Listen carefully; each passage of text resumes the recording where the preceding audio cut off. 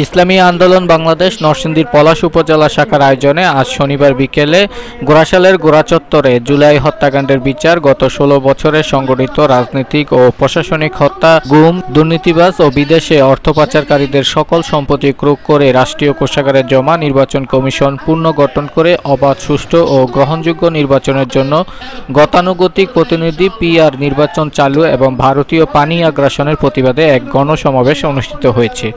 এতে প্রধান অতিথি হিসেবে উপস্থিত থেকে বক্তব্য রাখেন ইসলামী আন্দোলন বাংলাদেশ প্রেসিডিয়াম সদস্য অধ্যাপক আশরাফ আলী আকন।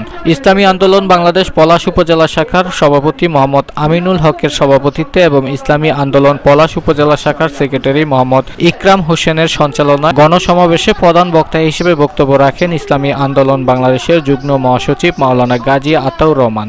এ সময় আরও বক্তব্য রাখেন ইসলামী আন্দোলন বাংলাদেশের নরসিংদী জেলা শাখার সভাপতি আলহাজ আশরাফ উদ্দিন ভুইয়া, সেক্রেটারি মাওলানা মুসা বিন কাসিম, ইসলামী যুব আন্দোলন বাংলাদেশের কেন্দ্রীয় সাংগঠনিক সম্পাদক ঢাকা বিভাগীয় মাওলানা আরিফ বিন মেহের উদ্দিন প্রমুখ।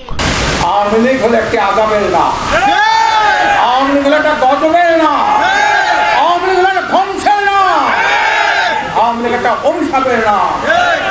মানে এইভাবে করে একটা দলকে এইভাবে দুর্নীতিগ্রস্ত চলে। আওয়ামী লীগের মধ্যে সেই প্রধানমন্ত্রী থেকে শুরু করে একজন ইউনিয়নের মেম্বার পর্যন্ত সবাই দুর্নীতিবাজ, টপ টু বটম নেতা থেকে কর্মী পর্যন্ত সবাই কিন্তু দুর্নীতিবাজ, 100 দুর্নীতিবাজ।